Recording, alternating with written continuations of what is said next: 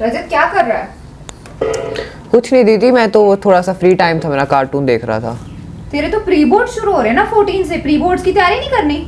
अरे दीदी pre boards ही तो हैं। क्या आप भी यही सोचते हैं कि प्री बोर्ड्स बिल्कुल भी इंपॉर्टेंट नहीं होते? तो सबसे पहले मैं आपका यही डाउट क्लियर करती हूँ एंड फिर मैं आपको प्री बोर्ड्स की बेस्ट स्ट्रैटेजी बताऊंगी कि आपको प्री बोर्ड्स में कौन सी टिप्स फॉलो करनी चाहिए एंड क्या क्या मिस्टेक्स नहीं करनी है। So this video is going to be very helpful for you, so watch it till the and.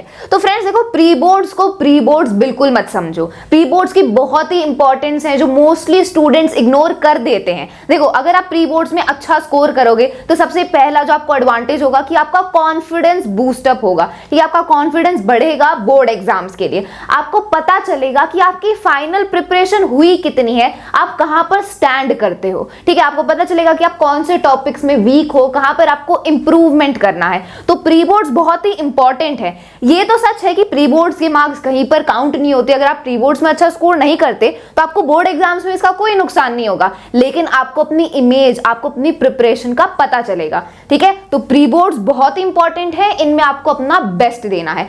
अब मैं आपको कुछ टिप्स बताती हूं, कुछ मिस्टेक्स बताती हूं जो कि हमें नहीं करनी in the pre board exams. Okay, so first of all, how to prepare before exams. Pre board के लिए आपको प्रिपेयर करना कैसे? देखो, मोस्ट ऑफ द फ्रेंड्स के अभी प्री बोर्ड स्टार्ट हो चुके होंगे, स्टार्ट होने वाले होंगे कुछ दिनों में, तो आपको अभी वही सिलेबस रिवाइज करना है जो आपका हो चुका है। अभी मोस्ट ऑफ द फ्रेंड्स का सिलेबस हो गया होगा, कुछ फ्रेंड्स का थोड़ा बहुत सिलेबस बाकी होगा। तो आपका जितना सिलेबस अभी तक हुआ है ना, सिर्फ उसी को रिवाइज करो। ठीक है, जो आपका सिलेबस नहीं हुआ उसे छोड़ दो, उसको आपको देखने की या उसको रिवाइज करने की बिल्कुल भी जरूरत नहीं है। जितना आप कंप्लीट कर चुके हो टोटली, आपने एनसीईआरटी वो उसकी अच्छे से समझ ली है, सारी लाइन बाय लाइन आपने रीडिंग कर ली है, तो सिर्फ उसी को रिवाइज करो। ठीक है, एंड सैंपल पेपर्स को सॉल्व करो। अगर अभी आपके प्री बोर्ड शुरू नहीं हुए, थोड़ा टाइम बाकी है, तो आप सैंपल पेपर्स को सॉल्व करो। ठीक है, एंड आपने जो नोट्स बनाए हैं चैप्टर के, उन नोट्स को रिवाइज करो। अब देखो, काफी फ्रेंड्स के मेरे पास कमेंट आते हैं कि दीदी हमें कौन से पब्लिकेशन की सैंपल पेपर की बुक लेनी चाहिए, तो मैं आपको रिकमेंड करूंगी एडुकार्ट की सैंपल पेपर की बुक, बिकॉज इसमें हर एक चैप्टर के नोट्स भी हैं, कंसेप्ट मैप्स दिए हुए हैं एंड साथ ही साथ 10 और नए सैंपल पेपर्स हैं सीबीएसई के ऑफिशियल सैंपल पेपर के अलावा। ठीक है, तो आप इसमें से सैंपल पेपर को प्रैक्टिस कर सकते हो। एंड एडुकार्ट की सैंपल पेपर की बुक में सेल्फ इवैल्यूएशन चार्ट है। ये जो सेल्फ इवैल्यूएशन चार्ट है, ये आपके लिए सबसे ज्यादा हेल्पफुल रहेगा, बिकॉज इसमें आपको बिल्कुल अच्छे से बताया गया है कि हर एक क्वेश्चन का आंसर आपको कैसे लिखना है। ठीक है, आपको कितने पॉइंट्स लिखने पर कितने मार्क्स मिलेंगे, आपको आंसर पॉइंट्स में लिखना है, पैराग्राफ में लिखना है, डायग्राम बनाना है, फ्लो चार्ट बनाना है, किस तरीके से आपको आंसर लिखना है ना, ये पूरा आपको सेल्फ इवैल्यूएशन चार्ट में गिवन है। And most of the friends, हम यही प्रॉब्लम फेस करते हैं कि हमें क्वेश्चन का आंसर तो पता होता है, हमें पता है कि इस क्वेश्चन का ये मीनिंग है, ये इसका आंसर होगा, लेकिन हमें वो आंसर लिखना नहीं आता। कितना हमें आंसर लिखना चाहिए, ना ज्यादा भी नहीं होना चाहिए, कम भी नहीं होना चाहिए, तो क्या सही आंसर होना चाहिए वो आपको सेल्फ इवैल्यूएशन चार्ट में पूरा अच्छे से एक्सप्लेन किया गया है। ठीक है, एंड साथ ही साथ इसमें कंसेप्ट मैप्स हैं, हर एक चैप्टर को फ्लो चार्ट की फॉर्म में उसके नोट्स बना दिए, जिससे आप चैप्टर को बहुत जल्द रिवाइज कर सकते हो। टॉपर के आंसर्स गिवन है, तो टॉपर के आंसर से आप मैच कर सकते हो कि टॉपर्स अपने आंसर्स को कैसे लिखते हैं। ठीक है, तो ये सारे जो फीचर्स ये आपकी एडुकार्ट की सैंपल पेपर की बुक में ही गिवन है, इसलिए मुझे एडुकार्ट की सैंपल पेपर की बुक बेस्ट लगती है। आप उसे परचेज कर सकते हैं, परचेज करना चाहते हैं तो उसका लिंक भी डिस्क्रिप्शन बॉक्स में गिवन है। ठीक है, तो अभी अगर आपके प्री बोर्ड शुरू हो गए हैं तो अभी आपके पास सैंपल पेपर्स को सॉल्व करने का तो टाइम नहीं होगा, तो सैंपल पेपर्स को सॉल्व मत करो। सैंपल पेपर्स के जो क्वेश्चंस है ना, बस उनको देख लो कि किस टाइप के क्वेश्चंस हैं एंड मन में देखो कि आप उनके आंसर्स कैसे करोगे। अभी आपको सैंपल पेपर को अटेम्प्ट करने की जरूरत नहीं पड़े, अटेम्प्ट नहीं करना है अगर आपके प्री बोर्ड्स शुरू हो चुके हैं एंड आपके पास ज्यादा टाइम नहीं है तो। लेकिन अगर अभी आपके पास टाइम बाकी है तो आप 1-2 सैंपल पेपर्स को अटेम्प्ट भी कर सकते हो। एंड नोट्स में से चैप्टर को रिवाइज करो, बिकॉज देखो अभी आपके पास पूरा चैप्टर की लाइन बाय लाइन रीडिंग करने के लिए तो टाइम नहीं है, तो नोट्स में से आप रिवाइज कर सकते हो। ठीक है, तो ऐसे आपको प्रिपेयर करना है प्री बोर्ड से पहले। अब आगे है how to write in exams. अब जब आपके प्री बोर्ड्स हो रहे हैं, जब आपके एग्जाम्स हो रहे हैं, तो उसमें आपको कैसे लिखना चाहिए। ठीक है, आपकी presentation, writing, rough work, time management, इन सब चीजों के बारे में डिस्कस करते हैं। तो देखो फ्रेंड्स, आपको कैलीग्राफी करने की जरूरत नहीं है, सजा सजा के कोई लिखने की बिल्कुल भी जरूरत नहीं है। नॉर्मल हैंड राइटिंग होनी चाहिए, ऐसी हैंड राइटिंग जिसको देखकर आराम से उसे समझ में आ जाए, एग्जामिनर को समझ में आ जाए देखते हुए। ओके, तो आपको बिल्कुल डेकोरेट करने की या बहुत ही सुंदर हैंड राइटिंग करने की जरूरत नहीं है, ठीक ठाक हैंड राइटिंग होनी चाहिए जो देखते ही समझ में आ जाए, ठीक है।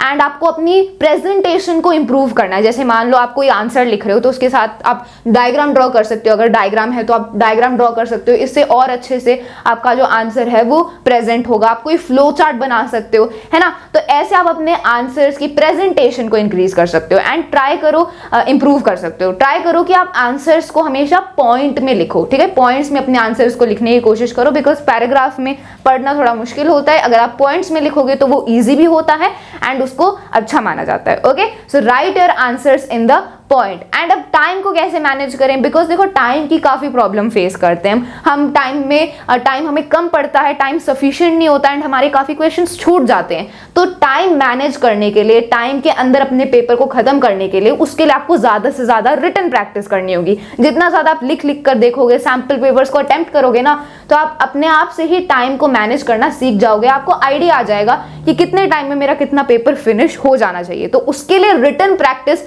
मस्ट है। हम फ्रेंड्स, मैं पिछले साल खुद 10th क्लास में थी, मैंने देखा कि हम कितना ज्यादा रिटन प्रैक्टिस को अवॉइड करते हैं। तो रिटन प्रैक्टिस को बिल्कुल भी अवॉइड नहीं करना है, ज्यादा से ज्यादा रिटन प्रैक्टिस करनी है। तो उससे आप फिर टाइम मैनेजमेंट को सीख जाओगे, ठीक है। अब फ्रेंड्स, जो आपको ऑप्शनल क्वेश्चंस गिवन होते हैं ना, ऑप्शन में जो क्वेश्चंस गिवन होते हैं उनको आपको बिल्कुल भी नहीं करना, ओवर अटेम्प्ट बिल्कुल भी नहीं करना अपने पेपर में, बिकॉज आपको उसके मार्क्स तो मिलेंगे नहीं एंड उल्टा आपका टाइम ही वेस्ट होगा। तो अगर आपके पास टाइम बचता है, आपका टाइम से पहले पेपर हो जाता है, तो जो क्वेश्चंस आपने किए हैं, जो आंसर्स लिखे हैं ना, उनमें आप थोड़ा थोड़ा इन्फॉर्मेशन ऐड कर सकते हो, लेकिन ओवर अटेम्प्ट बिल्कुल भी नहीं करना है, ठीक है। अगर हम रफ वर्क की बात करें, रफ वर्क में हम काफी फ्रेंड्स प्रॉब्लम फेस करते हैं, हमें स्पेस कम मिलती है बिकॉज हम काफी पतला मार्जिन ड्रॉ करते हैं। तो रफ वर्क हम कैसे इजीली करें, स्पेशली जिसमें हमें क्वेश्चन सॉल्व करने होते हैं, न्यूमेरिकल्स करने होते हैं। तो देखो फ्रेंड्स, आप अपनी शीट में कोई एक पर्टिकुलर सेक्शन बना सकते हो जिसमें आप अपना रफ वर्क करो। जैसे आप साइड में मार्जिन ड्रॉ कर सकते हो, या फिर आप नीचे लाइन खींच के शीट के थोड़े से पार्ट में वहां पर भी रफ वर्क कर सकते हो। बस ऊपर लिख दो रफ वर्क, या फिर पेंसिल से एक लाइन बना दो, है ना, तो वो आपका रफ वर्क हो जाएगा। जरूरी नहीं है कि साइड में ही मार्जिन ड्रॉ करके वो छोटी सी स्पेस में ही आपको सारा कुछ करना है। तो उसमें हम काफी प्रॉब्लम फेस करते हैं। आप नीचे भी लाइन ड्रॉ करके थोड़े से पार्ट में शीट के उसमें आप रफ वर्क कर सकते हो, ठीक है। तो ये मैंने आपको बताया कि कैसे आपको अपने एग्जाम्स में लिखना है, how you have to present your answers and about the rough work and time management. Okay, अब आगे बात करते हैं be honest and don't be afraid. देखो, ये आपके प्री बोर्ड्स हैं, इनके मार्क्स का कोई भी इंपैक्ट नहीं होगा आपके बोर्ड एग्जाम्स में। आप अच्छा स्कोर करते हो, बुरा स्कोर करते हो, आपके बोर्ड एग्जाम के मार्क्स में इसका कोई भी असर नहीं होगा। तो देखो, ये बस ये जो प्री बोर्ड्स हैं, ये बस अपने आप को चेक करने के लिए कि आपकी प्रिपरेशन हुई कितनी है। बिकॉज जो प्री बोर्ड्स होते हैं वो बिल्कुल आपके बोर्ड एग्जाम्स जैसे ही होते हैं। जो पेपर का फॉर्मेट होगा, जो क्वेश्चंस होंगे वो सेम टू सेम, जो पैटर्न होगा क्वेश्चंस का वो सेम टू सेम आपके बोर्ड एग्जाम्स जैसा होगा। तो ये बस बोर्ड एग्जाम्स की प्रिपरेशन के लिए होते हैं, ताकि आप उस एनवायरमेंट में आ जाओ, आपको पता चल जाए कि एक्चुअली जब आप अपने बोर्ड एग्जाम्स देने जाओगे तो उसका एनवायरमेंट ऐसा होगा, ऐसे आपको अपने पेपर अटेम्प्ट करना होगा, है ना। तो बस ये आपकी एक प्रिपरेशन के लिए, एक्सपीरियंस देने के लिए होता है। तो आपको इसमें बिल्कुल भी डरने की जरूरत नहीं है। बिल्कुल ऐसा नहीं कि मैं चीटिंग करके स्कोर कर लूं, यहाँ पर आपको चीटिंग करने का कोई भी फायदा नहीं होगा, बिकॉज आप अपना ही नुकसान कर रहे हो। अगर इसके मार्क्स आपके बोर्ड एग्जाम्स पर उसका कोई असर नहीं पड़ रहा है, तो आप इसमें ऑनेस्ट रहो, ईमानदार रहो एंड अपना बेस्ट दो, ताकि आपको खुद पता चल पाए कि आप हो कहां पर, कितनी आपकी प्रिपरेशन हुई है। बिकॉज अगर आप यहाँ पर चीटिंग करने की, स्कोर करने की कोशिश करोगे तो आपको पता नहीं चलेगा अपने लेवल का एंड इसका कोई फायदा भी नहीं होगा, है ना। तो इसमें ऑनेस्ट रहो, प्री बोर्ड्स ही हैं, इसमें अपना बेस्ट दो एंड जितना आपका रिजल्ट आता है तो उस हिसाब से फिर आपको अपनी प्रिपरेशन करनी होगी, ठीक है। So be honest and don't be afraid. बिल्कुल भी डरने की जरूरत नहीं है। प्री बोर्ड्स में आप अच्छा स्कोर नहीं करते तो इसका कोई बोर्ड एग्जाम्स पर फर्क नहीं पड़ेगा। आप आगे और मेहनत करके बोर्ड एग्जाम्स में अच्छा स्कोर कर सकते हो, ठीक है।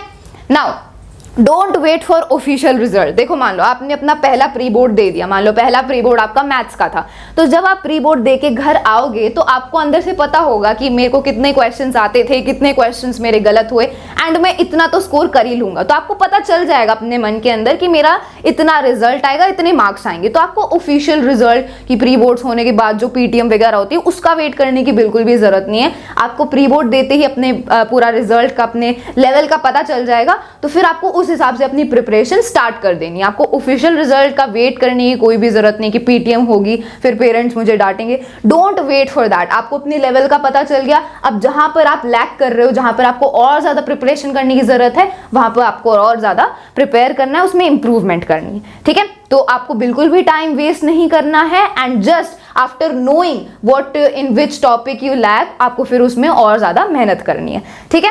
तो ये कुछ टिप्स थी, ये कुछ मिस्टेक्स थी जो हम प्री बोर्ड्स में करते हैं, जो कि आपको नहीं करनी है। And I hope you found this video helpful. So if you found this video helpful, then share it with your friends. That's all. Thank you so much.